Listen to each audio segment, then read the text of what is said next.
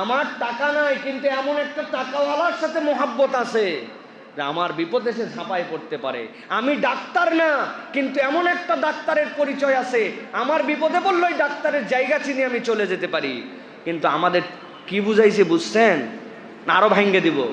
ভাই আমার সব জায়গার মাল নাই, আমার সব জায়গায় পারমাণবিক বোমা নাই, আমার সব জায়গাতে আমার ট্যাঙ্ক বিধ্বংসী বোমা নাই, আমার সব জায়গাতে আমার আকাশ প্রতিরক্ষা নাই, কিন্তু আমার দায়িত্ব হচ্ছে উম্মাহ হিসাবে এইরকম বন্ধু নির্বাচন করা যে আমার আকাশে বিপদ হলে তার আকাশ প্রতিরক্ষাতে আমাকে সহযোগিতা করতে পারে, ঠিক না?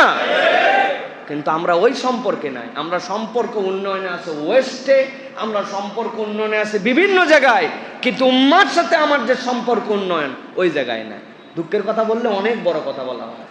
ইংল্যান্ডে যেইগুলা লোকরে রাষ্ট্রদূত করে পাঠানো হয়, ইউরোপে পাঠানো হয়, যেই যেই দেশে যায় ন্যূনতম বেসিক সারা পৃথিবীর সিস্টেমে যে ওই অ্যাটাচি অফিসে যারা থাকেন ওই দেশের ভাষার পারদর্শী মানুষ যাতে করে তাদের সাথে সরাসরি লিয়াজও করতে পারেন, এটাই হচ্ছে পলিসি।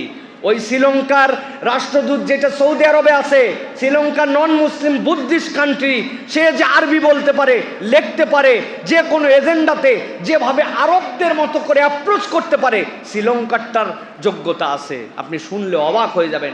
মালদ্বীপের তার যোগ্যতা আছে। আর আমরা আমাদের দেশকে প্রমোট করতে পারি নাই।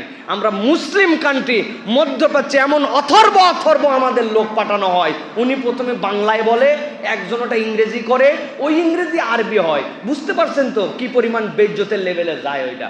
এবারটা বাংলায় ঠিক মতো পারে না, এইটা ইংরেজি করে, এইটা আবার আরবি করে, তারপরে আবার পৌঁছায়। তোর কথা শোনার সময় আছে নাকি? বাট এত টাইম আছে নাকি?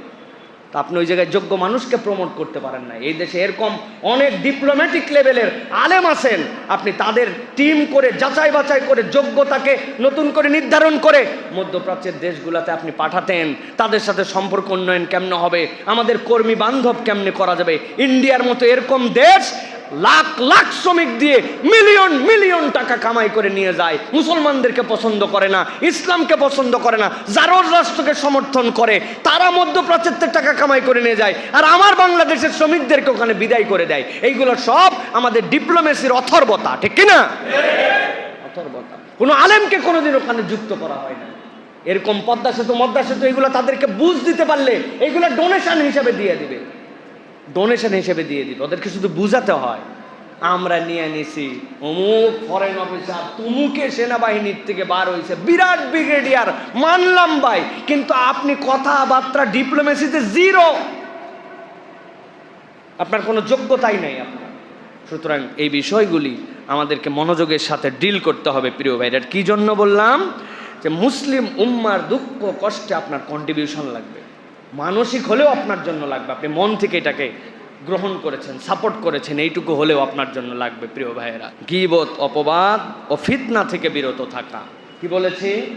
গীবত, অপবাদ এবং ফিতনা থেকে বিরত থাকা। আমাদের সমাজ, আমাদের যেই যে আদর্শিক মুসলিম সমাজ যেটা আমরা বলছি, এই সমাজটা আমাদের নষ্ট হয়ে গেছে। কিভাবে?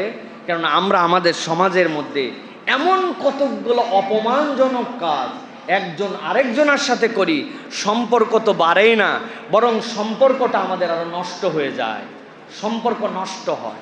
আল্লাহ রাব্বুল আলামিন এই জন্য কোরআনে বলছেন ওয়ালা তানাবাযু বিল আলকাব।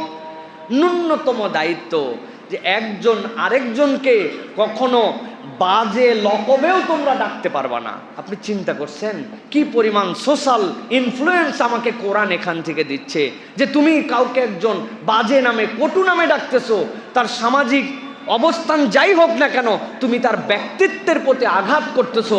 আল্লাহ কোরআনে হারাম করছেন ওয়ালা তানাবাযু বিল আলকাব।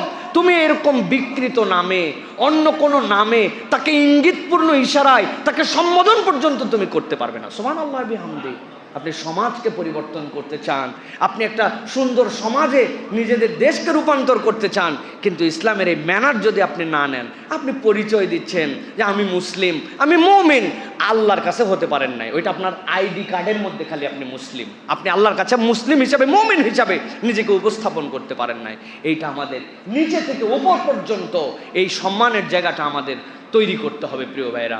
অপরের ভিন্ন মত থাকতে পারে, কিন্তু ওই ভিন্ন মতের প্রতি সহনশীল হওয়া, ওই ভিন্ন মতটাকে রেসপেক্ট সহ তাকে ওইটাকে আপনার কাটানো, এই যোগ্যতা আপনার মধ্যে থাকতে হবে। না আমাদের রাজনীতিবিদদের মধ্যে এটা আছে, না হুজুরের মধ্যে এটা আছে, না একজন সচেতন মুসলিম নাগরিকের মধ্যে এটা আছে। আমি খালি বলতে পারলেই বাপের বেটা, আমি খালি গায়ের জোরে বললেই যে যত গালিবাজ তে তত বড় লিডার, তাই না ভাই? আর যে যত বড় মিথ্যুক সে এই দেশে তত বড় প্রতিষ্ঠিত। মিথ্যুকের মহারানী একজন ছিলেন। আর বললাম না আপনাদের কাছে, আল্লাহ রাব্বুল আমিন আমাদেরকে এগুলা থেকে হেফাজত করেন।